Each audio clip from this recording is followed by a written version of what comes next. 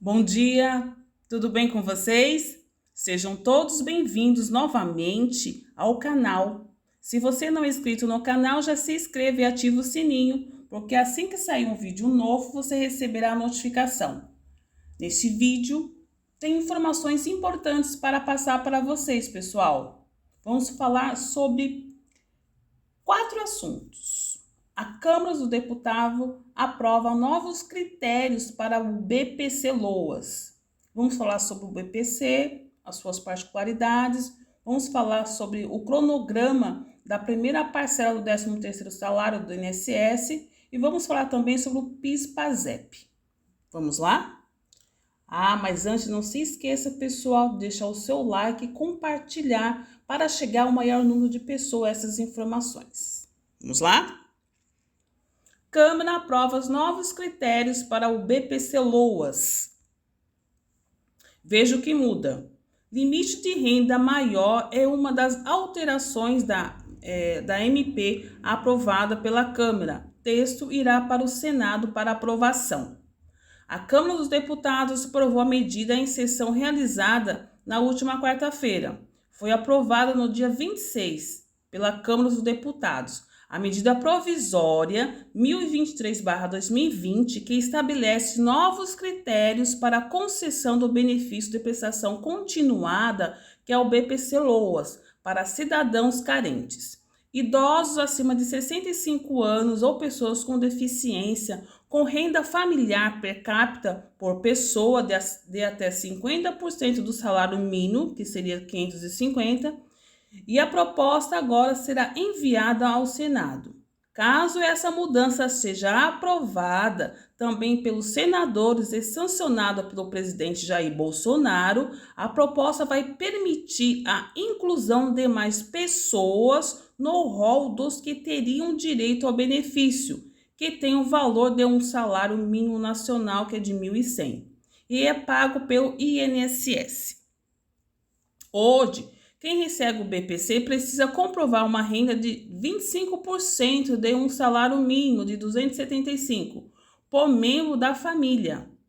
E o programa realiza pagamentos de R$ 1.100 por meio do INSS. Agora o texto de autoria do deputado Eduardo Barbosa segue para votação no Senado Federal. E se passar, ainda deve ser sancionado pelo presidente Jair Bolsonaro para valer. E quais serão os requisitos para o PCD? Caso as mudanças da MP comecem a vigorar, novas pessoas serão incluídas entre os beneficiários do BPC. O relator da medida também afirma que a concessão do BPC para pessoas com deficiência será feita por meio de avaliação biopsicossocial. Ela levará os seguintes fatores em consideração: o grau de deficiência, quando for o caso, se o solicitante depende de outras pessoas para o desempenho de atividades básicas diárias, e o nível de comprometimento do orçamento familiar com gastos médicos não ofertados pelo Sistema Único de Saúde, que é o SUS. A MP define também que, quando a avaliação biopsicossocial não for regulamentada, os novos beneficiários que se encaixam no critério de pessoas com deficiência deverão passar por avaliação médica feita pela Perícia Médica Federal, avaliação social feita pelo Serviço Social do INSS e tentativas de atualizar o critério de renda mínima do BPC. Anteriormente, em 2013, o STF declarou que o texto de renda mínima da Lei Orgânica de Assistência Social, que é o LOAS, que garante o BPC, era inconstitucional. De acordo com o órgão, o valor de 25% do salário mínimo estava defasado para caracterizar a condição de miserabilidade. Porém, o STF também não anulou a regra. Sendo assim, o critério continua valendo e para conseguir a concessão no BPC, mesmo tendo renda acima de R$ 275, é necessário entrar na justiça. No entanto, isso não significa causa ganha, uma vez que por questões administrativas o INSS não libera o benefício. Lembrando que o texto ainda precisa ser aprovado no Senado, mas já é um grande passo. Vamos falar sobre o BPC Loas e todas as suas características. O que é o BPC? O benefício de prestação continuada, habitualmente chamado por BPC, é um benefício instituído pela Lei Orgânica da Assistência Social, que é o LOAS, ou a Lei 8.742, criada em 7/12/93. Ela garante que toda pessoa com deficiência ou idoso acima de 65, incapaz de prover seu sustento, receba um salário mínimo mensal, conforme especifica o artigo 20. O benefício de prestação continuada é a garantia de um salário mínimo mensal à pessoa com deficiência e ao idoso com 65 anos ou mais que comprove não possuir meios de prover a própria manutenção nem de tê-la promovida por sua família. E o objetivo do BPC é amparar essa população que não tem condições de se manter e não conta com o auxílio de familiares. No caso do idoso, basta comprovar a situação de pobreza e o limite de renda definido para receber o BPC, que é 1/4 do salário mínimo vigente por morador. Já no caso da pessoa com deficiência, sua condição deve causar impedimentos de natureza física, mental ou intelectual ou sensorial de longo prazo, com efeitos pelo menos 2 anos. Que a impossibilite de participar de forma plena, efetiva na sociedade, em igualdade de condições com as demais pessoas. E o processo de verificação do direito BPC é realizado pelo INSS, mas quem paga é o governo federal. Afinal, BPC é uma aposentadoria? Não. O BPC não é uma aposentadoria, pois não é preciso ter contribuído com o INSS para recebê-lo. Logo, o valor pago aos beneficiários não entra nas contas dos benefícios da Previdência Social. Além disso, o BPC não dá direito ao pagamento do 13º salário e nem de pensão por morte para os dependentes, como acontece com a aposentadoria. Na prática, ele é um benefício de assistência social de responsabilidade do governo federal e não pode ser acumulado com outros benefícios previdenciários. E quem tem direito? Como vimos, os idosos com mais de 65 anos e pessoas com deficiência de qualquer idade que não conseguem se sustentar sozinhos têm o direito do benefício da prestação continuada. No entanto, as regras são diferentes para os dois grupos. Veja como funcionam os requisitos. Para idosos, para ter direito ao BPC, o idoso precisa ter 65 anos, independente do gênero. Além disso, ele precisa provar que a renda per capita da família é inferior a 1/4 do salário mínimo vigente. O critério utilizado pelo governo para determinar a situação de pobreza e miserabilidade. Ou seja, considerando o salário mínimo de R$ 1.100 em 2021, cada membro da família não pode ter renda maior que R$ 275 para que o benefício seja concedido ao idoso. Outro ponto importante é que o idoso e sua família precisam estar inscritos no Cadastro Único de Programas Sociais do Governo Federal, que é o CadÚnico, para receber o benefício. E para pessoas com deficiência, a Lei BPC determina que a pessoa com deficiência é aquela que tem impedimento de longo prazo de natureza física, mental, intelectual ou sensorial, ou qual em interação com uma ou mais barreiras pode obstruir sua participação plena e efetiva na sociedade em igualdade de condições com as demais pessoas. E no caso, o longo prazo citado é de no mínimo 2 anos. Logo, além de respeitar o limite de 1/4 de salário mínimo por familiar, a pessoa com deficiência também precisa passar por uma avaliação médica no INSS para comprovar seu estado de incapacidade. Esse estado não é necessariamente causado por uma deficiência física, mas também por transtornos mentais e doenças crônicas. O benefício de prestação continuada é vitalício? Não.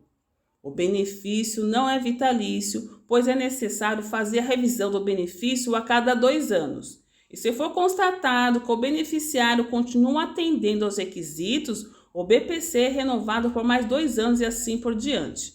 E no caso, o pagamento só é interrompido em 3 situações. Quando o beneficiário não cumpre mais os requisitos do BPC, né? É aumento de renda por per capita ou eventual recuperação da incapacidade de trabalho, quando é constatada alguma irregularidade e quando o beneficiário falece. E como solicitar? Se você atende aos requisitos do benefício de prestação continuada, só precisa seguir algumas etapas para começar a receber. Faça a inscrição no cadastro único e para receber o BPC, na condição de idoso ou pessoa com deficiência, é obrigatório se inscrever no cadastro único do governo federal. Ele reúne dados de famílias brasileiras em situação de pobreza e de extrema pobreza, facilitando a implementação de políticas públicas e distribuição de recursos. E para fazer o cadastro familiar, é preciso comparecer pessoalmente a um centro de referência em assistência social, que é o CRAS, né? Com CPF, título de eleitor, comprovante de endereço, documento com foto. Uma vez inscrito no CAD único, o cidadão pode receber o BPC e participar de outros programas, como Bolsa Família, Tarifa Social de Energia Elétrica e a Carteira do Idoso e o ID Jovem. Reúna a documentação necessária, né? O próximo passo é reunir os documentos necessários para entrar com o pedido do BCP no INSS. E no caso do idoso, basta apresentar o CPF ou procuração, caso alguém vá fazer a solicitação em seu lugar. Já a pessoa com deficiência deve reunir documentos como atestados médicos, exames e laudos que ajudem na comprovação de sua condição. E dê entrada no pedido do INSS. Com o cadastro realizado no CAD único e a documentação pronta, basta enviar o seu pedido ao INSS pelo Meu INSS ou em uma agência. No site ou aplicativo, você deverá clicar em agendamento/requerimentos, depois novo requerimento e então benefício assistencial à pessoa com deficiência ou benefício assistencial ao idoso. E para a pessoa com deficiência será agendada uma perícia médica. E no caso do idoso, basta aguardar a avaliação do processo e o resultado. Agora que você sabe tudo sobre o benefício de prestação continuada, ficou mais fácil buscar seus direitos e reforçar a renda. Mesmo que você não atenda aos requisitos de 1/4 de salário mínimo por renda per capita, é perfeitamente possível reivindicar o BCP na Justiça com base na inconstitucionalidade do critério da renda.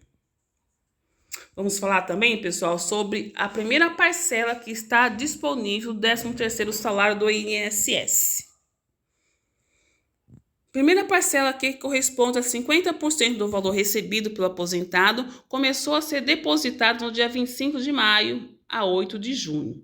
Os beneficiários do INSS já podem consultar o valor que vão receber na primeira parcela do 13º salário antecipado.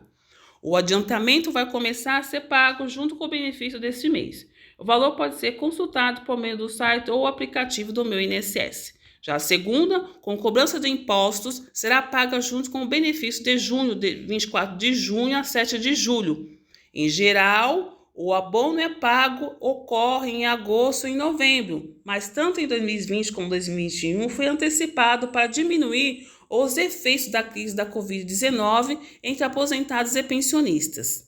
Aposentados e pensionistas, em maioria, receberão 50% do valor do benefício em maio, e a exceção é para quem passou a receber o benefício depois de janeiro. Neste caso, o valor será calculado proporcionalmente. E os segurados que recebem benefício por incapacidade temporária, antigo auxílio-doença, também têm direito a uma parcela menor que os 50%. E neste caso, a antecipação é calculada de acordo com o tempo de duração do benefício.